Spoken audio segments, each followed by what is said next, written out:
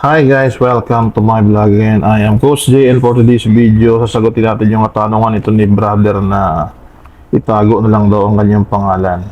So ang tanong niya ay tungkol na naman sa 36 hours 36 hour duty. Ito ba daw ay sapilitan? Ito ba daw ay hindi bawal? Ano daw ba ang tama? So bago natin sagutin yan ay magsha-shoutout muna tayo. Shoutout kay Guardians Nungay, thanks for recognizing me as one of your followers. Pa-shout out sir. Shout out po sir. Ba naka-14 kaya ta sir. AEP po ba kayo? Naka-import din siya guys. Shout out kay Rolando Abansado. Shout out ako dol sa next video mo. 5'9" dito sa Metrobank Calamba. Shout out po sa Metrobank Calamba. Sa taga Metrobank Calamba. Shout out din po kay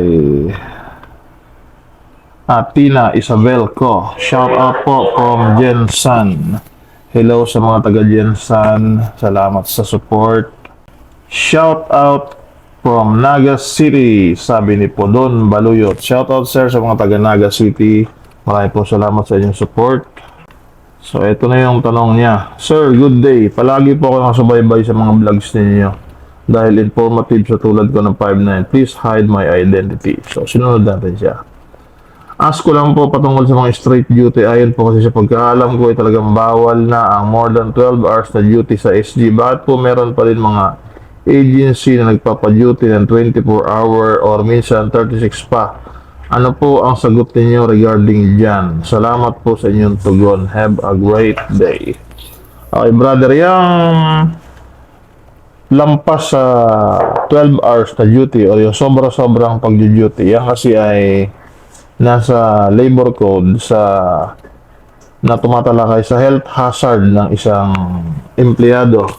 So yan ay bawal, kaya lang napipilitan yung mga agency kasi ngayon kulang na kulang yung mga nag-a-apply, kulang na kulang sa gwardiya, hindi lang sa security, lahat ng industry ay nakakaranas ng shortage sa manpower at hindi lang sa bansa natin, maging sa ibang bansa ay ganoon din. Kasi nga, nung araw, di ba, maraming hindi uso ang family planning ko. So, maraming tao, maraming walang trabaho. So, ngayon naman, nung nauso na ang family planning, nagkaroon ng shortage naman sa manpower. Ang dami ng trabaho, ang dami ng pagpipilian ng mga tao. So, yung mga trabaho na ang naghahabol, hindi na yung tao ang naghahabol sa trabaho. So, ganun yun nangyari. Ngayon, yung pagpapaduty naman ng 24 hours, yan po ay hindi siya pilitan. Yan ay dapat tatanungin ng tao kung willing siya. Although kahit willing, ang tao ay hindi pa rin naman yan sapat na basihan para patuloy nating i-violate yung protocol po na yan. Kasi ang katwiran ko dyan, halimbawa, kagaya na nabalitaan nyo, may namatay na nagsobra-sobra ang oras niya sa trabaho, sumobra ang sipag niya.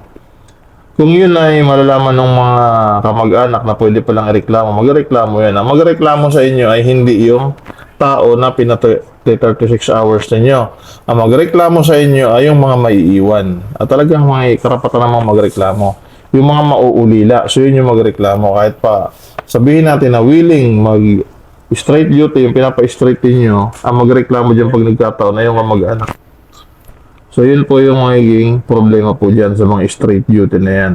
Sa ibang property po, ang straight duty ay hindi binabayadan. Pag nahuli yan ng proponents or ng client niya sa DTR na kayo ay 36 hours, ayan po ay may pananagutan ang agency, lalo na kung yan ay naka-indicate sa inyong SLA, sa Service Level Agreement, kung walang bayad ang 36 hours. Kasi pag straight ang isang tao, hindi na yan siya, hindi na yan siya productive. Sa 36 hours na duty, kasama ng tulog doon, walang tao na kaya magising ng 36 hours para mag-perform ng trabaho. Yun lamang po, marami pong salamat. Sana ay nakatulong.